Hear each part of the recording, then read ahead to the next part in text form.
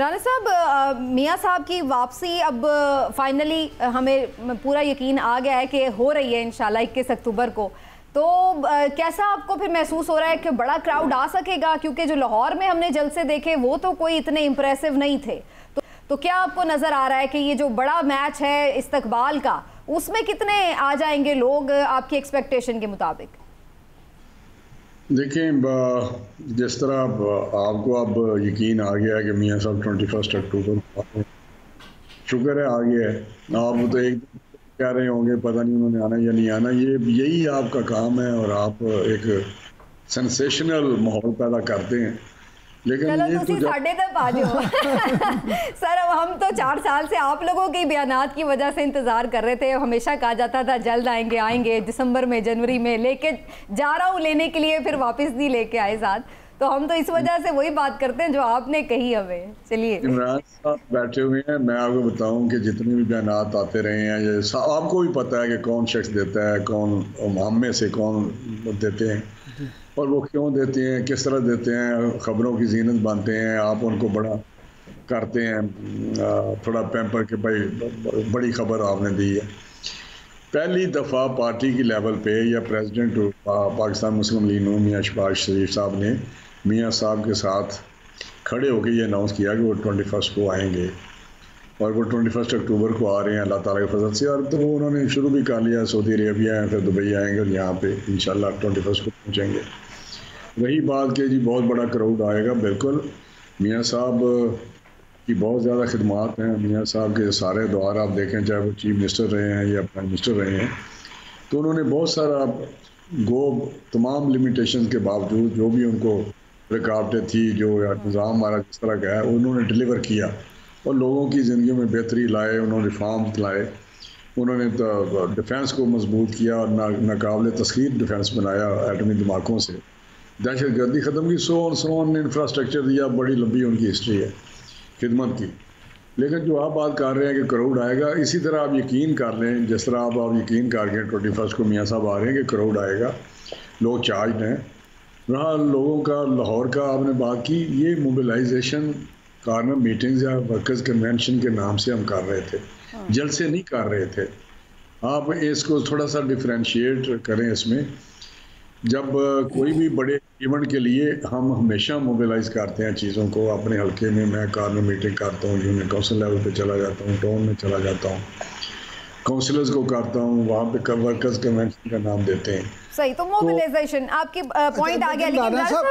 लेकिन राना साहब, रात आपका शो तो अच्छा शो था शेखुपुरा का, तो क्या आप समझते हैं कि जब मियाँ साहब आएंगे तो 21 अक्टूबर को आप इतने लोगों को या इससे ज़्यादा लोगों को साथ यहाँ लाहौर में लाने में भी कामयाब हो जाएंगे? ये जो साथ था ना, जहाँ रात जलसा था, वो बिल्कुल लाहौर के साथ है। मेरा हल्का सबब और लाहौर है, शाहदरा मिक्स मतलब जुड़ा हुआ है मेरे साथ। तो ये रूरल एरिया है, लेकिन वहाँ पे हमने जलसा किया था। और ये एक रूरल एरिया में और एक हल्के से ये जलसा करना, वो भी आपके सामने है। और ऑर्गेनिक ये जलसा था, उसमें कोई आपने सर से सर जुड़ा हुआ था, कोई रोटी नहीं थी, कोई पानी नहीं था, मैं आपको ही पता है सारा। तो ये 4 लोग हैं और ये जाएंगे वहाँ पे, और वहाँ से तो पैदल भी जा सकते हैं अल्लाह के फजल से। और अच्छा राना साहब, थोड़ा सा इससे चलिए, ये तो मान लिया बड़े लोग चले जाएंगे, लेकिन ज़रा ये बताइए ना कि जो राना सनाउल्लाह साहब कह रहे हैं और पार्टी लीडर्स के स्टेटमेंट्स हैं, वो ऐसे स्टेटमेंट्स दे रहे हैं कि जैसे कोई सेटलमेंट हो गई है, मामला तय हो गए, रुकावटें दूर हो गई हैं, इस तरह के बयानात। इसकी वजह से तासुर ये उभर रहा है कि मियाँ साहब तो जैसे कोई डील करके आ रहे हैं। तो ये आप समझते हैं कि वाकई ये कोई फायदेमंद तासुर है पार्टी के लिए? जो मेरे कुलीग ये स्टेटमेंट देते हैं, मैं ऑनेस्टली मैं आपको बता रहा हूँ, मैं उनसे इत्तेफाक नहीं करता। कोई डील नहीं, शायद उनकी एक स्ट्रेटजी हो कि लोगों को साइकोलॉजिकली ये थोड़ा सा लोग लो ना हो जाएं या डाउन ना हो जाएं कि मियाँ साहब ने जलसे में नहीं आना या नहीं। मियाँ साहब किसी डील के तहत नहीं आ रहे। मियाँ साहब अब अगर आपको जो सुप्रीम कोर्ट का फैसला आया है, अभी जो प्रोसीजर एक्ट था उनका, सुप्रीम कोर्ट प्रोसीजर एक्ट, उसमें जो जजमेंट आई है, उसके बाद तो जो आपके मीडिया में जो ज्यूरिस्ट ने, जो लॉयर्स ने, जो हमारे कानून दानों ने या आप लोगों ने जो तज्जिया कार हैं आपके, उन्होंने जो बातें की हैं या तबसरे किए हैं, वो तो दूसरी साइड पे बात जा रही है। गो उनकी डिस्क्वालिफिकेशन 5 साल थी इलेक्शन एक्ट के तहत और वो ख़त्म हो गई है, लेकिन यही कहा जा रहा है कि जी नहीं उनकी डिस्क्वालिफिकेशन है। तो ये चीज़ें जब आप तबसरे इस तरह के करेंगे तो समझें फिर वहाँ पे डील होती तो इस तरह होता। लेकिन एक बात सवाल तो ये भी ज़हन में आ रहा है ना राना साहब, ये जो डील का तासुर है वो इसलिए भी मिल रहा है कि बाकी सब जमातें इस बात का शिकवा कर रही हैं कि लेवल प्लेइंग फील्ड नहीं मिल रही, लेकिन पीएमएलएन की तरफ से तो ऐसा हमें शिकवा नजर नहीं आ रहा कि कोई पीएमएलएन, बल्कि हम देख रहे हैं वो बड़ी आज़ादी से जलसे भी कर रहे हैं। ऐसा भी महसूस हुआ जिस तरह जो हाई कमिश्नर थे उन्होंने आके अलविदा भी कहा लंदन से। तो ये तो सारी चीज़ें ऐसा लगता है कि जैसे आप लोगों के लिए मसले नहीं हैं, बाकी सबको मसाइल हैं पार्टीज़ को। नहीं, मैं नहीं ये बात मानता। क्या आप मुझे बताएं कि पीपल्स पार्टी को वो भी शिकायत करते हैं, मैंने सुना है पढ़ा है, तो क्या उनको ये इशू है कि लेवल प्ले फील्ड नहीं है या कोई ऐसी चीज़ है? तो मुझे तो समझ नहीं आती कि क्यों किस पार्टी की आप बात कर रहे हैं। अगर पीटीआई का मसला है तो पीटीआई जलसे करे, उसको किसने रोका? वो इजाज़त ले। मैंने वहाँ जलसा किया तो मैंने एडमिनिस्ट्रेशन इजाज़त ली है, तो वहाँ पे रिस्क होता है। आप लिबर्टी मार्केट में जाएंगे तो मैं समझता हूँ ये कोई जगह तो है जलसे करने की, स्वाई इनकन्वीनियंस टू कॉमन मैन। तो ये चीज़ें मैं नहीं समझता कि ऐसी कोई बात है। रही बात कि हम शिकवा नहीं करते, हमारी आदत नहीं है शिकवा करने की। हमारे अभी 4 साल गुजरे हैं पीटीआई के, इमरान खान के, जहाँ हमारा उसने इंतकामी अल्लाह मरियम के तो हम सुन के शिकवे थक गए, तराजू के पलड़े बराबर करें, ये हो गया वो हो गया। हम तो सारा टाइम मरियम नवाज के जलसों में ये सुनते रहे हैं राना साहब।